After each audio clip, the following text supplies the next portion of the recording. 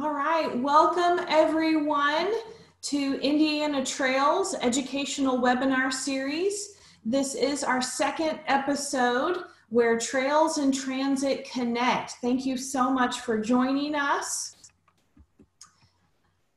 We are welcoming with us Lindsay Welbers, author of Chicago Transit.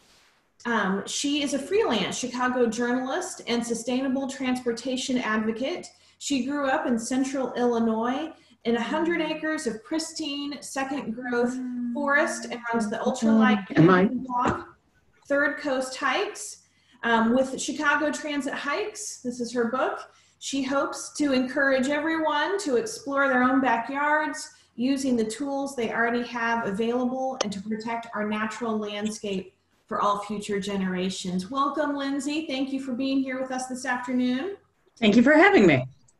We are also welcoming Gary, Gary, oh my gosh, Davis. I work with you every day. How did I blank on that for a moment? That's Gary is our infamous, famous community and government relations liaison for Indiana Trails community for more than 30 years. He's been a champion for promoting multimodal forms of transit, including trails, rail trails, and rail with trails. So thank you so much, Gary, for being here with us this afternoon. Some housekeeping items. We are recording this session so that for those individuals who couldn't make it, they can watch it later. Or if you want to reinforce any topics that we're sharing, you can go back and review it as well. We'll be posting this on our social media page, book, so you can take a look at it and access it there. We will have a Q&A portion after Gary walks through his portion of the presentation, and as well as Lindsay. So we will have a Q&A. So if you think of questions as we go, feel free to drop them in the chat function that's at the bottom of your screen if you're on a laptop. And then it is one of your screen options if you are accessing this through a phone. So feel free to chat us your questions and we'll be sure to address those during the Q&A portion. With that, Gary, I'm going to go ahead and turn it over to you. You just let me know when you're ready for me to change the slides. Okay. Here we have a description of Indiana Trails community, which is one of three groups, maybe I should say four groups that we're associated with that promote trails and trail connections to transit in the state of Indiana. So obviously our mission is promoting people using trails, walkways, bikeways, greenways, blueways, and brownways.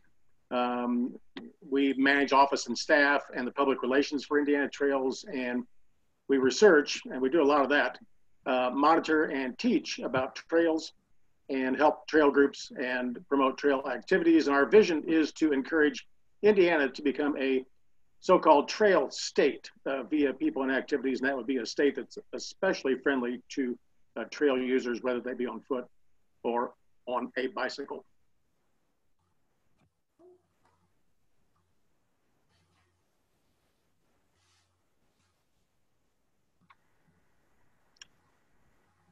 And we also have partnered with a new group that's actually a reinvigoration of an old group, the Coalition for Adequate Transportation, which now runs under the motto of Better Transit Now. And it actively advocates for better transportation policy decisions in Indiana and its connections. We're committed to healthy communities, people, and goods that can move freely. And if everybody can see the screen, you have examples of multimodal forms of transportation and connections. And this ties into the purpose of Better Transit Now in the state of Indiana.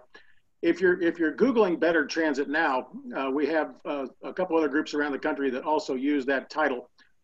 So when you look for Better Transit Now, you want to look for Better Transit Now and specify probably Indiana when you do a Google search.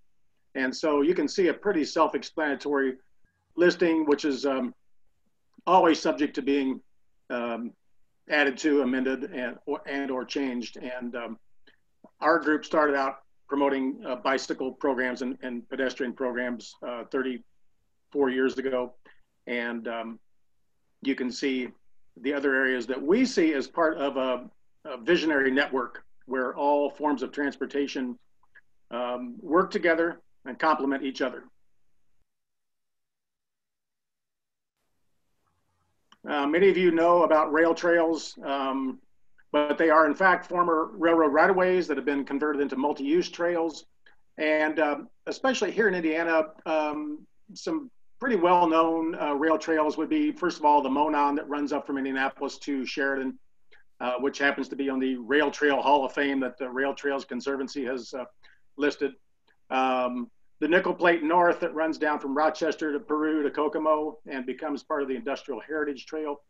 The Cardinal Greenway, the Muncie area, the Beeline in Bloomington, the Erie-Lackawanna Trail up in Northwest Indiana, the Panhandle Trail that runs down from Winnemac to the Logansport area.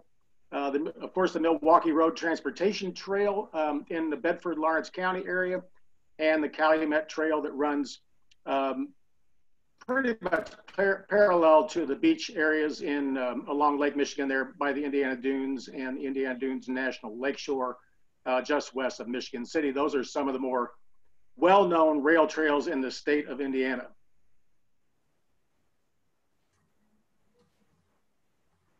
A concept that maybe as many people are not quite as familiar with is called rail with trail.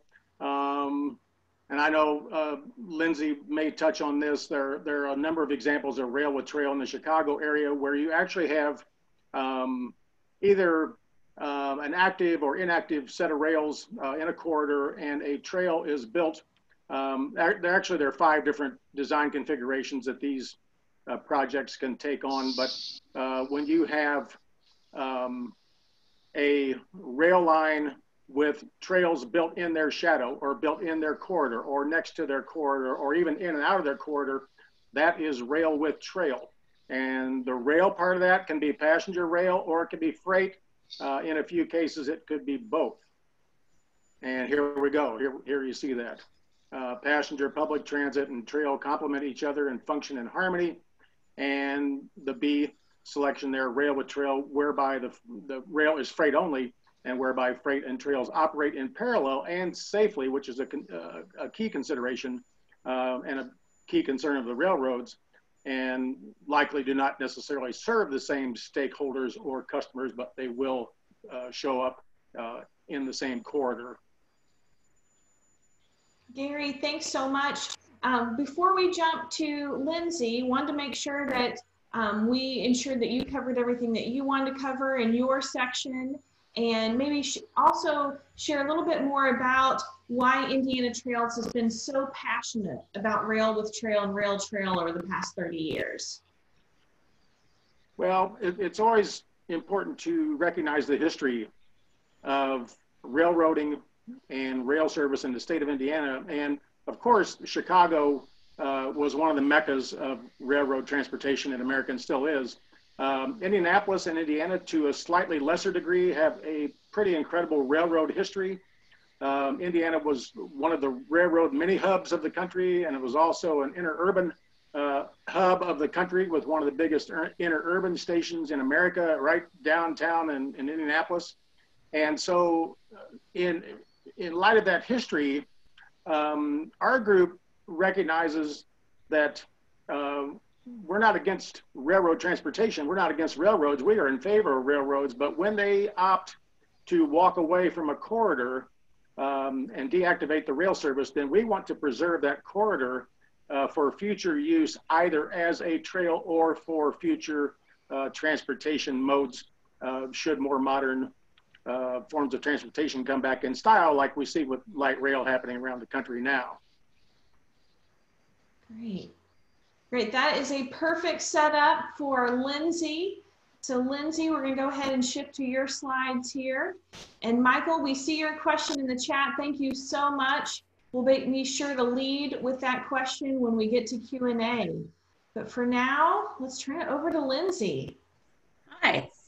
So I wrote a book. This is my first book, Chicago Transit Hikes. It's a guide to getting out in nature without a car. there's about like 30 different places that I was able to find that made it into the book that anybody starting in downtown Chicago can get to using just our rail system. I live in Chicago, so that's why I focused here, but the book really came out after I moved. I'd lived a couple of years in, well, probably close to a decade in Logan Square, which is a pretty densely packed neighborhood, very, very urban. And I had access to great transit all the time. I lived within walking distance of the Blue Line, and there's a million buses. It was great. While I lived there, the 606 came into existence. It was a set of abandoned railroad tracks.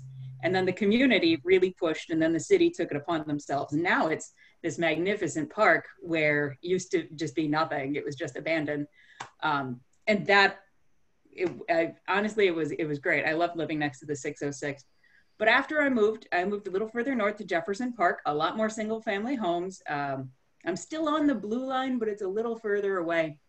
And nowhere near the 606. I just don't live near it. So when I moved, I basically wanted to ask myself, okay, where can I go? I'm getting to know a new place, and I just wanted to figure it out. Hold on, I have notes. Hold on, where'd they go? So my new neighborhood is got better metro access. So I've got two metro rail lines that I can walk to, and the Blue Line. So I get to this new neighborhood. My long elevated rail trail park is gone because I moved away from it. So I look at the map and I figure out, where can I go? I've got these two rail lines, and I can go pretty far, actually, and see some really, really amazing outdoor spaces, in this region. So as long as I was doing all that research, I compiled it all into a book. And so, yeah, that's really where the impetus came from. I wanted to look around where I was. I saw what tools were available to me, and that was the Metro and the Blue Line. And I said, where can I go? And I found prairies and fens, and the lake is over there. It's a ton of things you can do. In part, I don't want to buy another car. My car is really old. So I'm hoping that if we can, as a whole, as a society, really make investments in our public transit system, and not just in Chicago, but if I could ride a train down to Indianapolis or over to Cleveland, that would be just rad as heck. And then I'll never have to buy a car again. So that's really my dream, is just to never own another car. So some of the best outdoor spaces that I was able to find, and I tried to tailor them a little more towards Indiana, but I'm sure you guys are all familiar with the Indiana Dunes. They're probably some of the prettiest corners of Indiana, although I'm sure there's somebody in there who'll tell me I'm wrong. But both the state and national park are really extraordinary places, and they are both served by the South Shore Line. There's actually 4 total train stations within those parks that you can get to, one of which is about a quarter mile from the Dunewood campground. So if you want to spend a little bit of time in nature overnight without using your car, Indiana Dunes, it's right there. Another good one that that's a little closer to Indiana is the Kalsa Trail. This is a bike trail, and it's a pretty long one. I think it'll carry you, I think, from the Indiana border all the way over to the Sag Quarries in Lamont, and that might be 30, 40 miles. It's a pretty good stretch. It's all off-road. It's a beautiful path. It passes directly by the Blue Island Metro station. So once you get off at Blue Island, you are already on the Kalsa Trail. And the Sag Quarries are cool because they are within what we call the Palos Trail system, which is basically just the largest single concentration of green space that exists within the Chicagoland area. And there's a campground in there. So there's just a ton of stuff to do in the Palos system, which is easily accessed by the Kalsa Trail. Big Marsh Park is a relatively new space. This is, but there are tons of plans for it. It's in the southeast corner of Chicago. It's about 280 acres, so it's pretty big. It did open up as a public park in 2016, so it's still pretty new. The natural area restoration of this park is just gonna let it return to the marshy prairie that it always was before it was an industrial area. But there are about 45 acres of like kind of slag field. Plants don't really grow there too easily. So that particular spot presents opportunities for hiking and off-road biking. So if you're looking for a place for like BMX jumps or pump track or single track courses, Big Marsh Park, it's got them. The Joliet Ironworks is a cool place. It was once the second largest steel mill in the entire United States. It operated primarily from 1869 to 1936 when it was shut down. So over the next 70 years, it just kind of decayed. So today it's ruins. You can go and wander around ruins. It's neat. Big industrial old ruins. They've been preserved and allowed to return to nature. So they are just decaying. Please don't walk on them. They don't like that. But in 2003, Joliet opened it up as a park and connected it to about 7 miles of the I&M Canal. And the I&M Canal has its own really cool, unique history. It was, I think they started first digging it in the late 19th century. It connected Lake Michigan to the Illinois River, which allows for passage all the way to the Mississippi. This was an idea first, that was first proposed by Lewis and Joliet when they were paddling down here in the 1700s. So a really old idea we didn't realize until the 20th century, but an adventurous biker could ride that all the way down to LaSalle, Illinois, and that's a pretty good stretch. And this one I wanted to include, but it's a little further away from Indiana. It's in the northwest suburbs in a place called Barrington, but it's super good if you want to ride your bike, especially. If you can get to downtown Chicago, you can take the Metro up to Deer Grove, get off at Barrington. Once you get off at Barrington, there's a bike path you'll need to follow for about 3 miles. So it's all protected, it's all away from traffic. And once you get to Deer Grove, it'll spit you out right there. You'll find about 20 miles of hiking and biking trails and another campground. So again, this is a really good opportunity for a weekend away. No cars required. Well, Lindsay, thank you so much. I think that these are definitely areas we want to explore, especially for those who have been sheltering in place or, staying a little bit closer to home. Chicago isn't that far away, and being out on trails, you can still be socially distanced from other individuals and be healthy and getting out spiritually, mentally, physically. Lindsay, anything you want to add before we jump into Q&A?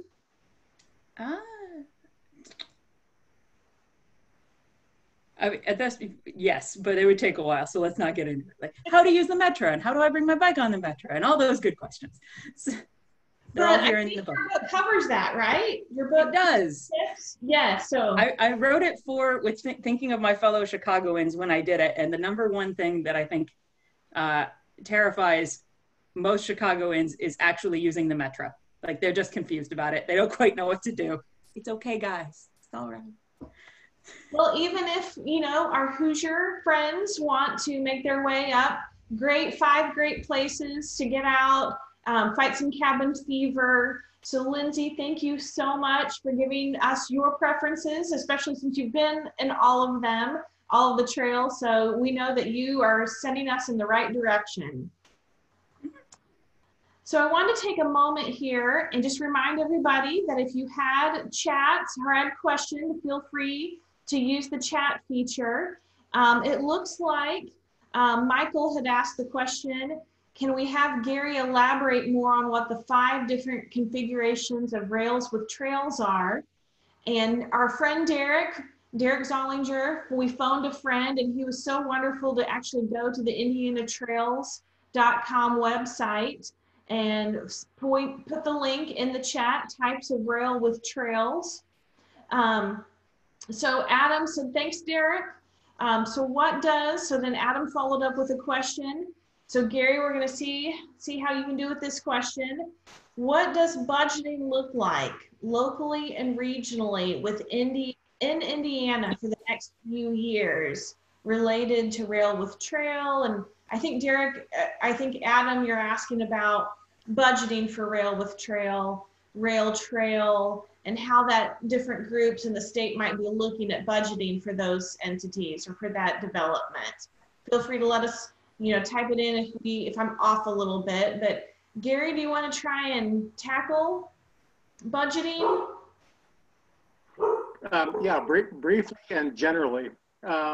First of all, within the state of Indiana, the so-called Next Level Trails program, which is about half to 2/3 of the way through its lifespan, was scheduled to award a second round of grants, and that's been held up by the virus. What else?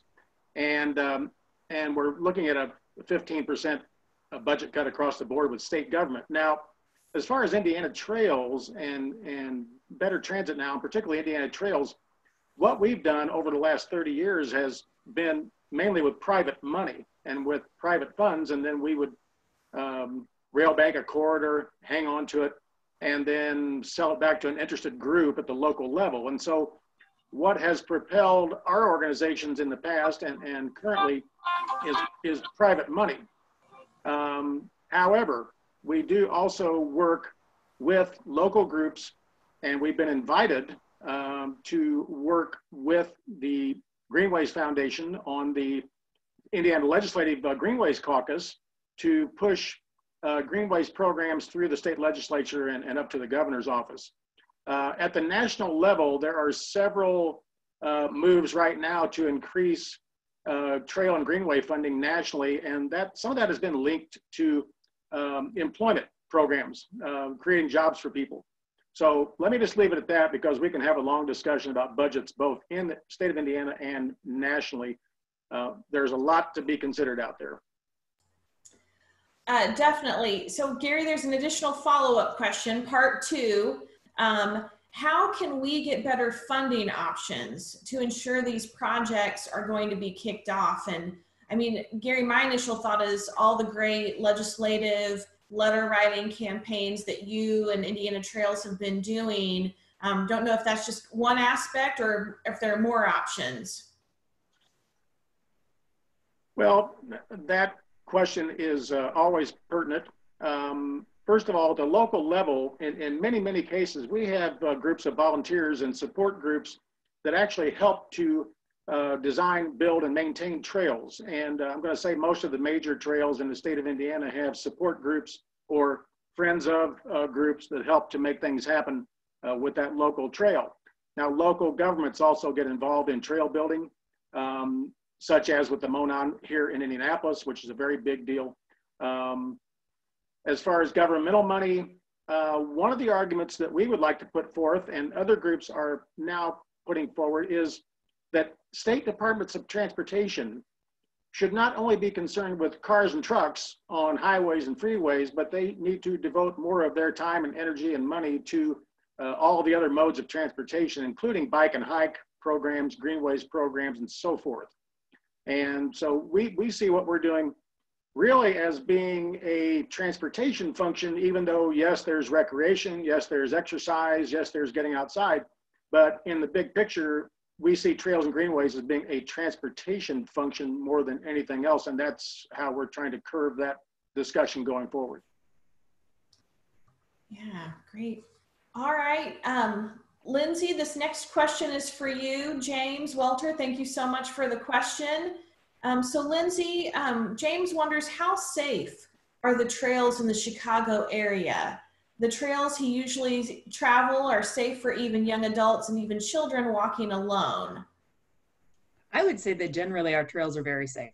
I think this, if you go as far as it takes to just get into the woods, you're probably not there to do anything nefarious beyond, beyond nonsense. You're there to connect with nature. You're there to go for a hike or to get where you're going. Generally speaking, I think they're very safe. I like to go outside all by myself. Like, I like to go hiking alone. That's my favorite. And so some people, when I tell them that, they look at me and they see, oh, there's a target, and I refuse to view it that way. So I think they're pretty safe. The number one things, best practices that you would do anywhere: tell someone where you're going, when you intend to be back.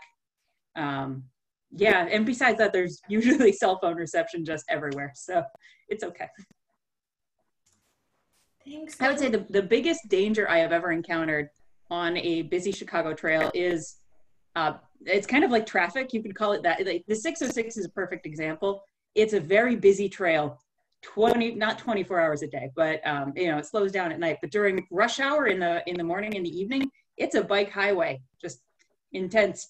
And if you are ambling or not paying a lot of attention, or maybe there's a kid on a skateboard and he's not paying a lot of attention, just don't get knocked over. That is the number one danger I've ever encountered on Chicago Trail. Great. Thanks, Lindsay. Thanks so much. David has a couple other questions here. Gary, I'm going to punt these to you to see if we can answer these. 2 construction date questions. What is the date for the completion of the 38th Street Bridge on the Monon? And then, so that's one question. And then Singing Sands, Marquette Greenway near Michigan. Any ideas on when that construction date, when that bridge might be completed? And Gary, I know you've been doing a lot of work with bridges around the state, maybe not necessarily these 2, but feel free to do your best and talk about the other bridge work that you've been working on. Yeah. Well, as you may know, the 38th Street Bridge with the Monon Trail, Lindsay, for your information, 38th Street is one of the busiest streets in Indianapolis. The Monon Trail is the busiest rail trail, or probably trail of any kind. If you've been by there lately, and my last time was a week ago, the steel superstructure is up. That would be the hardest part of the work so far, but they're going to have to do those approachways, the rampways on the south end and the north end. We haven't heard, unless Derek Zollinger has heard exact dates on completion up there. We don't necessarily know, but it looks like that's moving along pretty well, unless they have any kind of a holdup on the approachways north and south. And then a quick comment on bridges that we're trying to deal with. We've gotten involved with a campaign to promote what we call separated, protected, safe bike and hike multi-use pathways on major bridges around Indiana, and that starts with the Ohio River. And one of the first ones on the agenda is to deal with the proposed I-69 bridge at Evansville over to Henderson, Kentucky. We want to see bike and hike accommodations on that new bridge, and we are campaigning to have bike and hike accommodations as part of that design. And we will do the same as we look at other crossings along the Ohio River.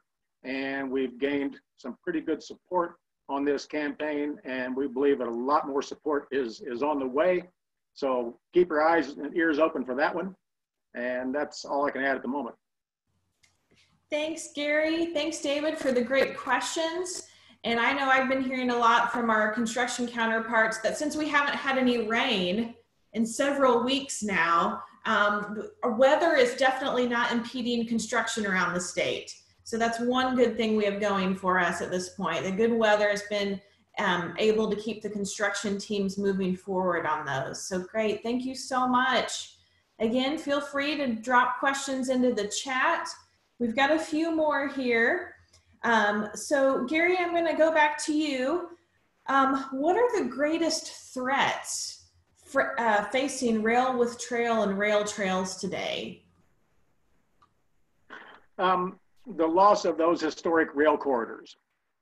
And anybody that's a rail fan, and we have a lot of those associated with our organization, including 3 of our staff people are pretty much experts in railroad history and utilization. The railroads go back to the early 1800s in Indiana, and they left corridors all over this state, networking and spider webbing the entire state. And as some of you may know, many of those corridors have been abandoned, and abandoned in legal terms, it has one meaning, and abandoned in generic conversation kind of has a little bit of a different meaning. But suffice it to say, as a group that advocates for multimodal connections, we want to see those corridors preserved. And in some cases, there are legal issues with regard to the history of the corridor, federal history and state history and so forth.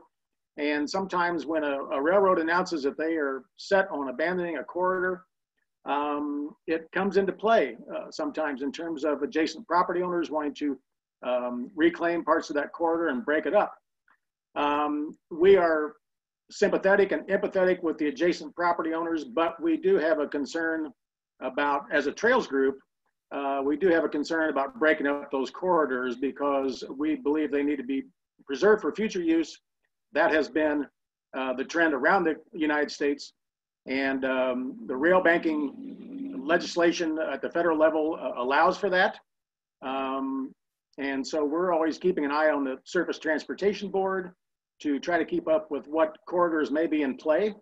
We want to keep these corridors intact, not only for bike and hike use, but in fact, legally, they are to be kept intact under rail banking for possible reintroduction of public transit in the future. Thanks, Gary, thanks. We also had another question come in from John. John, if we don't know the answer, we'll definitely find the answer for you. But Gary, the question is, who would know about the completion of the re-engineering of the Fall Creek Trail? Is there a link with updates? So Gary, I know that we could probably do a little bit of digging on that and provide it in the follow-up email, but didn't know if you knew who was managing the Fall Creek Trail re-engineering. That's the city of Indianapolis, and they there was an article just this past week that's saying that that Fall Creek Trail is pretty much complete. Now, I don't know that anybody with our organization has seen all 11 miles of it. We see bits and pieces of it. And once again, Derek Zollinger may have a comment on that. But the word is out that supposedly it's complete. Now, I don't know if that's 100% true. There may be some, residual obstructions along in there from the construction process. And let me add just very quickly, in terms of transit hikes, Lindsay, in Indianapolis, we don't have the three rail transit systems that you have in Chicago, but we do have something. We do have the Red Line, which is the electric bus rapid transit line that runs north to south. And I counted last week that just along the Indianapolis Red Line, calculating the stops and the crossings, there are 25 different hikes that a person could take just using the Red Line in Indianapolis, which is only one line. That'll increase with the advent of the proposed Purple Line and Blue Line. But right now you can do 25 separate hikes or bicycle trips connected to the Red Line from north to south. That's excellent. That's exactly what you want. Great, great. So John, I will find the link to that article and include it in the email update that we send back out. Danny, great question here. That Gary, I'm going to punt to you again. Have any communities, Danny, I'm going to assume in Indiana, have had any luck reacquiring rail corridors that might have already reverted to private ownership? Any luck on that? Communities that have had any luck reacquiring rail corridors that have already reverted to private ownership? I would probably have to punt that over more so to Richard Vonnegut of our organization, who is actually at a trails related meeting in Bedford, Indiana as we speak. But I will tell you that there are a number of legal proceedings going on right now with regard to some debates between who owns what corridors and so forth. There is a move down in southern Indiana for one community to reclaim part of an abandoned railway that's partly been broken up.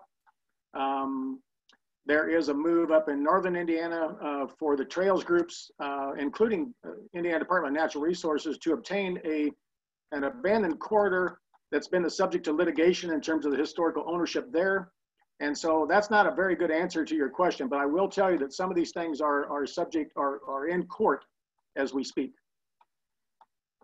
Well, hopefully, Gary, they will definitely swing, those courts will swing, those decisions will be in favor of the local communities and maintaining those rail corridors. So thank you so much for that. Got a couple more questions. So Lindsay, this one's for you. So Gary had the threats. You get the, what are the benefits to an area with trail and rail trails? Oh man, there's so many benefits.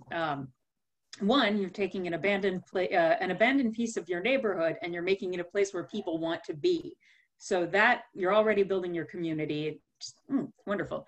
You're making investments in your community. Like so you're tearing your abandoned set of railroad tracks into a park. It's probably going to stay a park forever, right? So now you've just improved your town dramatically. There are economic benefits. I once took an entire job because I was able to easily access the Metro. I was able to do that because I lived right next to the 606. It was the best commute of my entire career, and I'll probably never have a better one. But I woke up in the morning, I walked 2 blocks, I grabbed a divvy bike, a public bike. I rode it for about 10 minutes. It wasn't even a very long ride. It's just enough to get your blood flowing. And then I took the Metro to work. So I would not have been able to take that job if that trail wasn't right there by my house. So, you know, that's another great thing.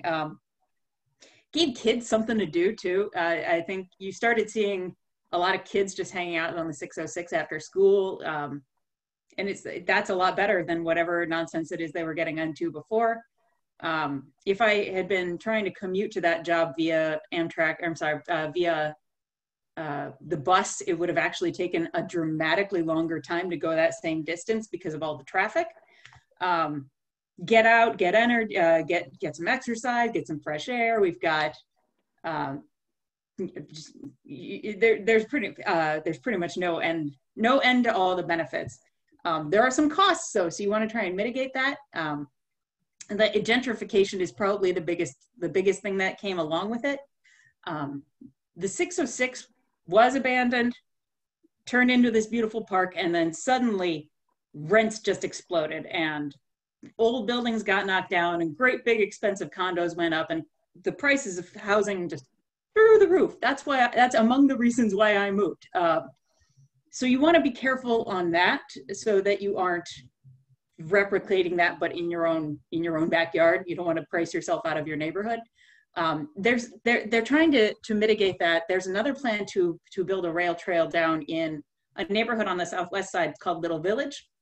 They're going to call it the Paseo Trail. This is a little politically different because where the 606 happened, because the neighbors worked together for a long time to make it happen, and then it produced these extremely great economic benefits. So our last mayor just kind of said, okay, we'll do it down in Little Village too. Little Village wasn't necessarily asking for it. They're cool with it. They would like it, but they don't want that gentrification and all those problems with housing that came along with it. So you want to make sure that you bring in your community stakeholders, the people who are already there, and you want to bring them into the conversation early and then value everything that they do bring to the table. You really, residents in both Little Village and Logan Square both got their aldermen to go to city council and try and like put moratoriums on demolitions or zoning changes in their wards. And that's just a mess. You don't want that. You can avoid that by bringing those community stakeholders and giving them a really amplified voice early in that process. So pluses and minuses, overall, do it. Lindsay, thank you so much. Definitely a lot of things to take in consideration with rail with trail for any community. So thank you for explaining that, giving us that intel. We also want to point out that the phone a friend that Gary pointed out to Derek, he has provided some great information in the chat, an update, a link to major transportation projects, that link, as well as an update on the Fall Creek Trail Phase 2. So Derek, thank you so much. Pulling double duty down south today and on the webinars, so shout out to Derek. Thank you so much. We do have time for one last question that will go to Gary here.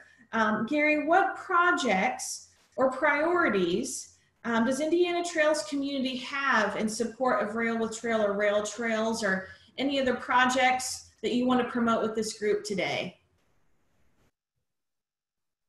The historic Monon rail line that ran all over Indiana, particularly in the northern and the western, the southern sections of the state, left behind a number of abandoned corridors, and of course, one of which is here in Indianapolis, which is very, very well known with the Monon Trail. But separately from that, in southern Indiana, there is now a proposed abandonment by CSX of some 62 plus miles of old Monon corridor, roughly between Mitchell, Indiana and New Albany at the river. And that is currently up for discussion in front of the Surface Transportation Board. We are one of the entrants into that discussion. The governor of Indiana a year ago favored securing that 60-some mile corridor there of the old Monon in southern Indiana for a continuous trail. And DNR, Department of Natural Resources, has also favored that happening. The question is, how's that going to take place and what groups are going to be involved? We are at the table along with several other groups saying we want to see this happen. The Surface Transportation Board, which is a federal group that oversees these kinds of decisions, will be a part of this along with the railroad itself. We've had some preliminary contact. We and some other groups have had preliminary contact with the railroad. It's all up for negotiation at this point. If the Monon South, as it's being referred to, becomes eventually a trail type corridor, it will be one of the two longest in the state of Indiana, along with the Cardinal Greenway that runs from Richmond up through Muncie and up toward Marion. Thank you so much, Gary, for that update.